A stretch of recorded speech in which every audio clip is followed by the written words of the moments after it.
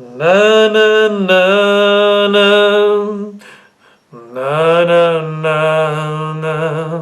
Benvenuti a Wrestling Channel! Benvenuti a SmackDown Review! Prima di cominciare, introduciamo la leggenda ospite di questa puntata, Sid Justice, un pazzo, un gigante di 2,06 m, 140 e più chilogrammi, che distruggeva Hulk Hogan, campione anche WWE dell'ora WWF. Ma ora passiamo subito a SmackDown Best Moment! Ebbene, Bray Wyatt. Ladies and gentlemen, Bray Wyatt è quello che ha fatto sì che fosse un best moment il main event, ovvero il Triple Threat Championship match. John Cena contro AJ Styles contro il campione in carica Bray Wyatt.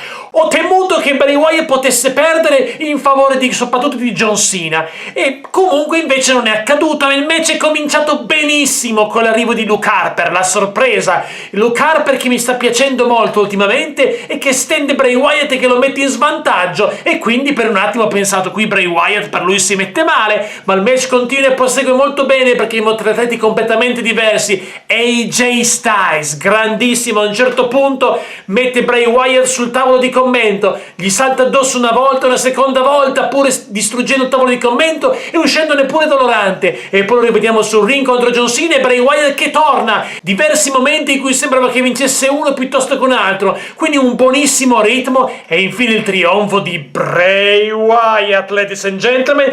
Ma non è finita, il momento migliore accade quando arriva Randy Orton. Piano piano i due si ritrovano sul ring, si guardano negli occhi, Bray Wyatt è un po' preoccupato, ma ecco che Randy prende la parola e dice: io sono il servo, tu sei il maestro, mi rifiuto di combattere contro di te a WrestleMania. E quindi Randy si inginocchia e Bray Wyatt trionfa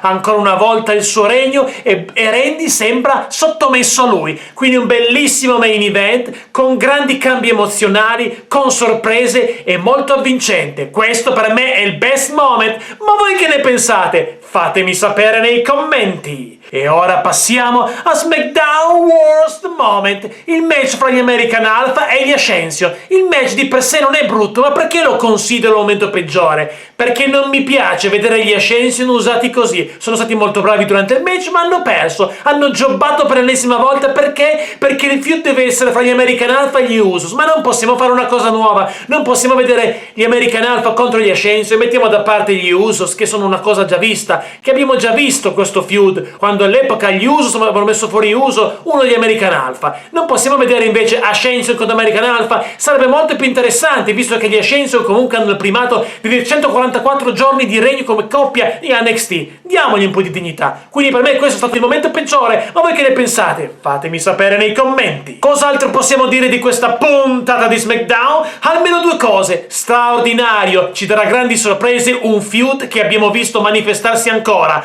Dean Ambrose contro Baron Corbin, una grande rissa fuori ring, Baron Corbin che lo massacra, lo butta contro un tavolo e quindi distrugge Dean Ambrose, che però prima si rialzava un po'. Sono due personaggi molto rock, molto rudi, e secondo me ci daranno grandi match insieme. Sono contento di questo feud. Altra cosa da notare è anche Mickie James e Becky Lynch. Mickie James bravissima, che con la furbizia, fingendosi infortunata, stende Becky Lynch e vince. Grande personaggio Mickie James, anche questo feud mi piace molto. Ma voi che ne pensate? Fatemi sapere nei commenti. E ora vi ricordo di condividere il video, iscrivetevi al canale se non l'avete ancora fatto, e inoltre vi ricordo le varie rubriche che potete trovare a Wrestling Channel. Una review ogni giovedì con i personaggi, 6 personaggi della mia collezione old school, action figure customizzate tra l'altro, quindi che ho solo io.